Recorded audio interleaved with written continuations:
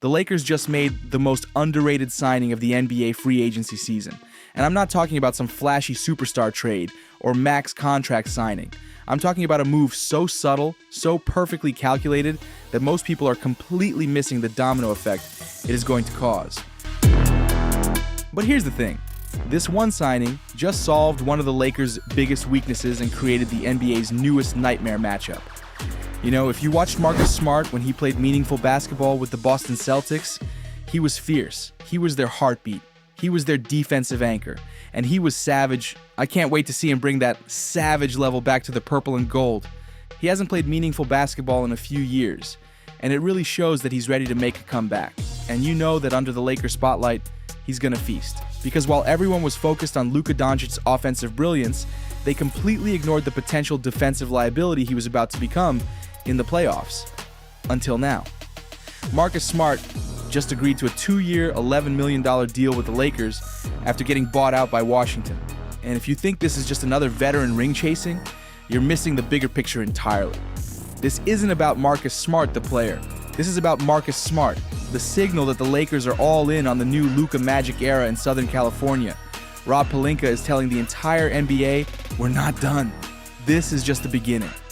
Just to be me, come in and do what I do, and that's, a tenacious defender. Just bringing the intensity that I bring, my leadership, my basketball IQ as well, but just being the pest that I've always been. The Lakers just traded for Luka Magic, a 26-year-old perennial MVP candidate who we can't afford to have him guard the point of attack day in and day out. And the Lakers knew it and solved that problem with Marcus Smart and the potential other players they will continue to bring into the fold for next season. The problem? Here's what every NBA analyst got wrong about the Luka trade. They focused on what the Lakers gained offensively. Luka's averaging 28.5 points and 8.8 assists since joining LA, but defense does win championships in the end. And the numbers that'll make you sick if you're a Lakers fan, Luka allows 47.3% shooting when he's the primary defender at the point of attack. Look, it's just not his thing. And we can't force that. We need to put him in a place to showcase his absolute genius way of playing basketball. He's in the 12th percentile for defensive rating among guards. Teams target him in isolation 23% more than league average. In clutch time, his defensive rating jumps to 118.4. That's catastrophic. Rob Pelinka knew this, LeBron knew this. They traded for Luka because his offensive NBA genius was too good to pass up.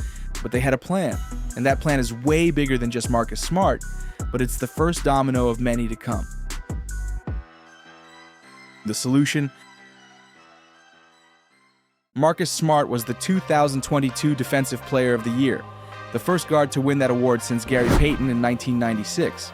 But here's what makes this signing genius. Smart plays the exact type of defense that covers up Luka's weaknesses. Luka struggles with lateral quickness against shifty guards, fighting through screens, staying in front of his man in isolation, help on defense rotations.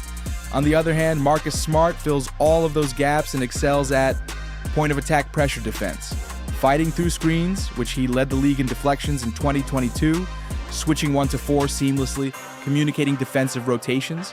This is surgical precision roster construction, exactly the type of 3-and-D player the Lakers are targeting. When Smart was healthy in Boston, the Celtics had the #1 defense in the NBA for 3 straight years.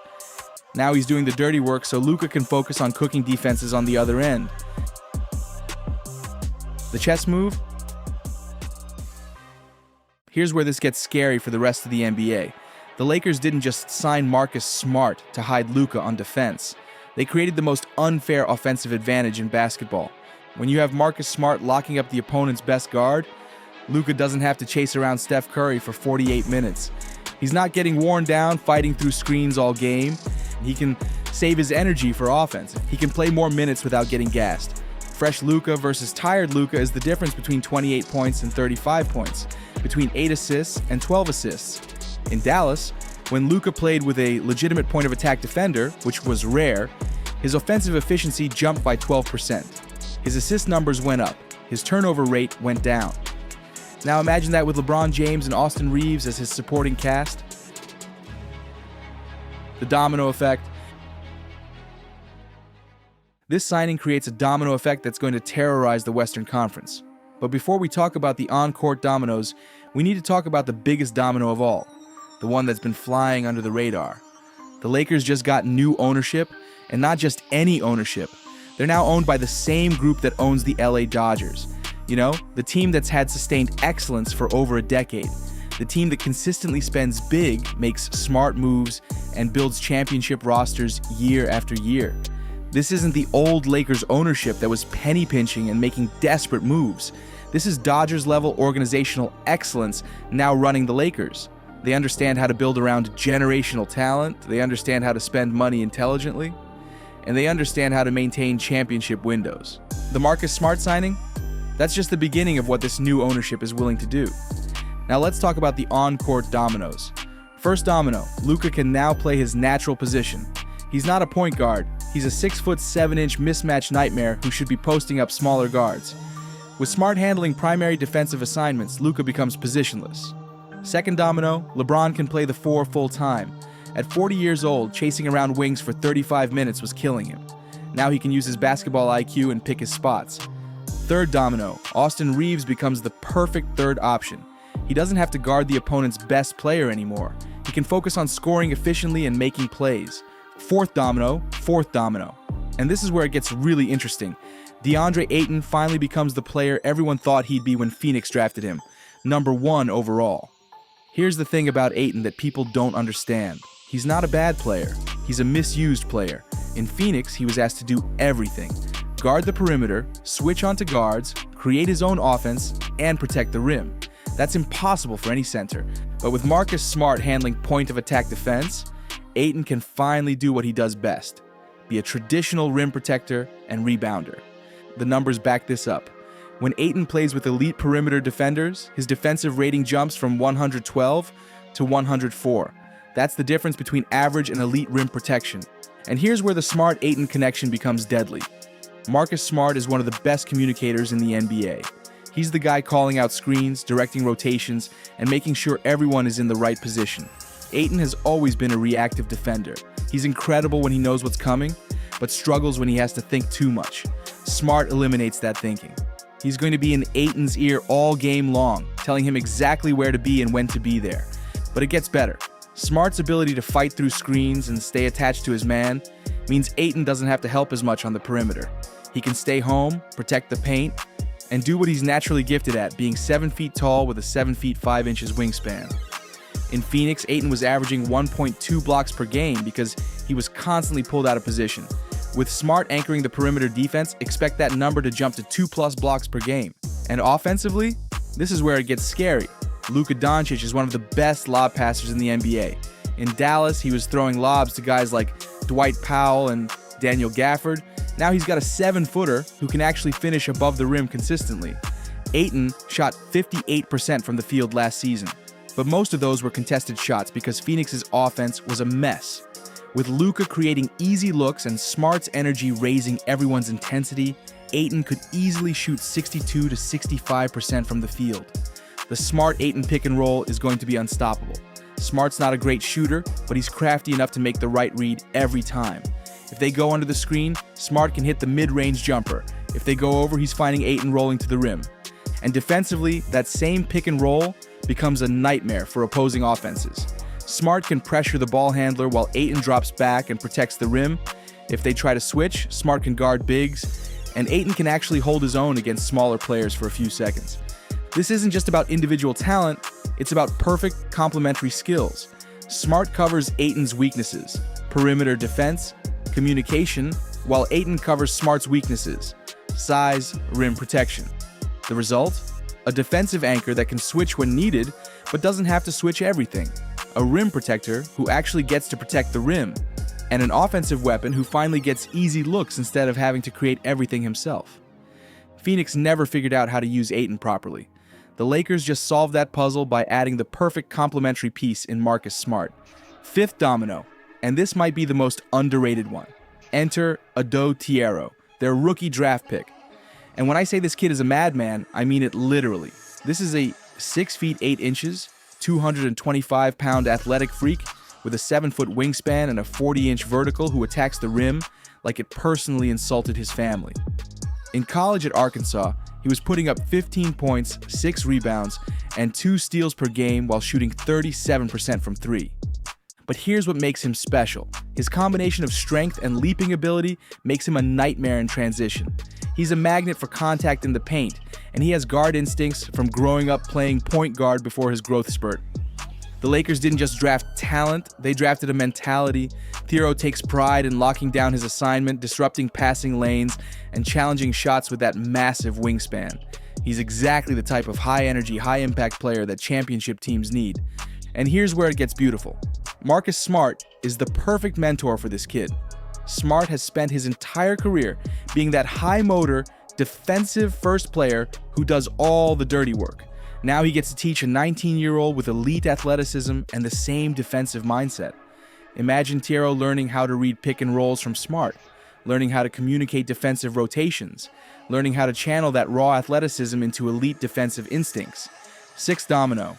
The new ownership is willing to spend luxury tax money for the right pieces. They've seen how the Dodgers model works. You invest in your championship window when you have generational talent. The Lakers are building a defense that can switch everything while having a rim protector. That's not supposed to be possible in today's NBA. And with this new ownership and this young talent pipeline, they're not done building. This isn't just about basketball moves anymore. This is about organizational philosophy. The Dodgers have made the playoffs 12 straight years. They've won multiple World Series.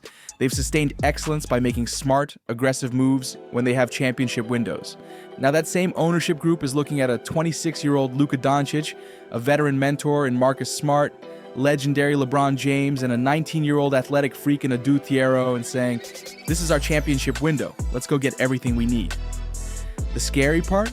Thiero is still raw, operating on pure instincts and athleticism. Imagine him on the floor together with defensive stopper Jared Vanderbilt.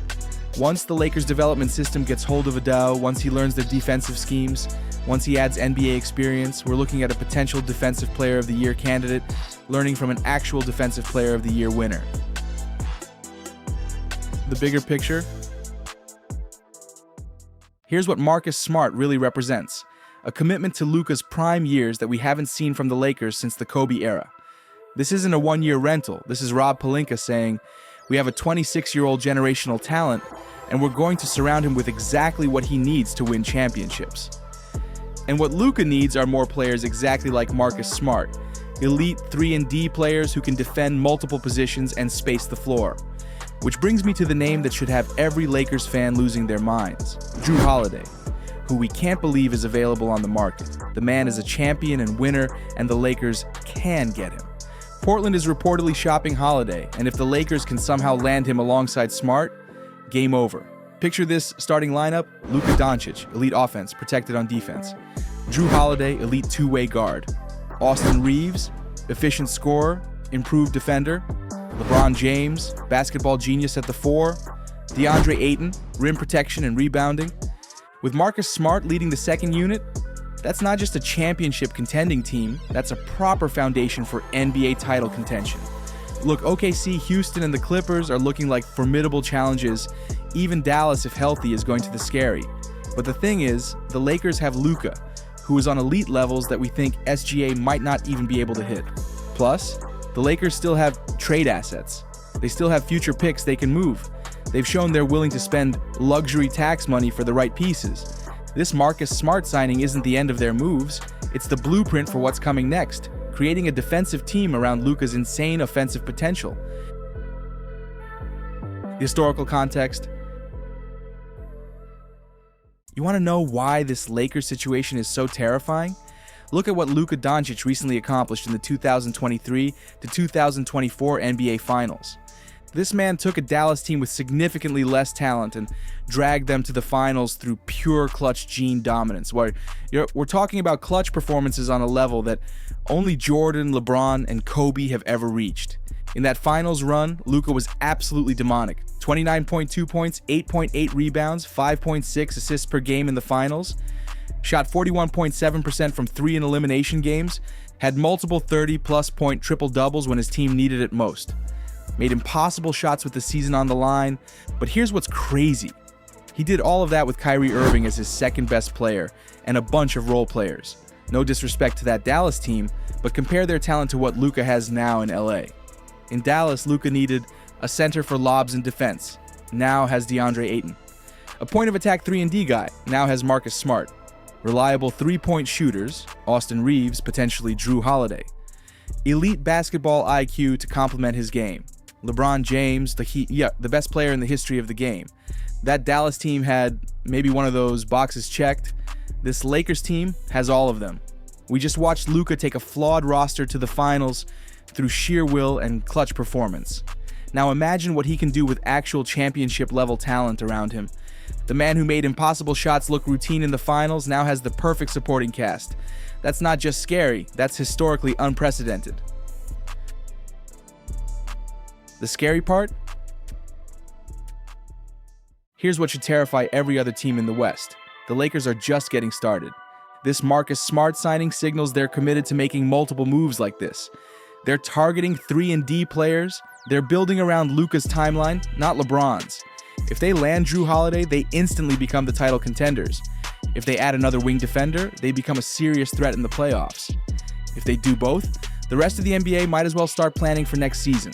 Because this core, with the right additions, isn't just championship caliber, it's on legendary levels. The Lakers didn't just sign Marcus Smart, they just announced to the entire NBA that they're all in on Luka Doncic's prime years. This is the first domino, Drew Holiday could be the second, and there are more moves coming. But here's what I keep coming back to. Marcus Smart brings a grit that this Lakers team hasn't had. When you see a guy who's willing to dive on the floor for every loose ball, who's going to lock up the other team's best player every single night, who's going to be that vocal leader on defense, that changes everything.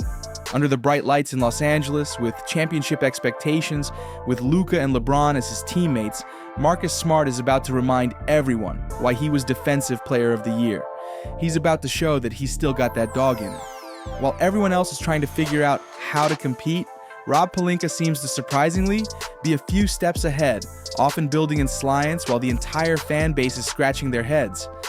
Yes, it must be a tough job to build for the future with Luka while managing perhaps the most delicate superstar handoff in NBA history, while trying to build the perfect roster around a legendary 26-year-old superstar from Slovenia. The NBA has a Lakers problem, and it's about to get a whole lot worse. You're watching Hoops Court Vision. Thanks for dropping in. Let's go.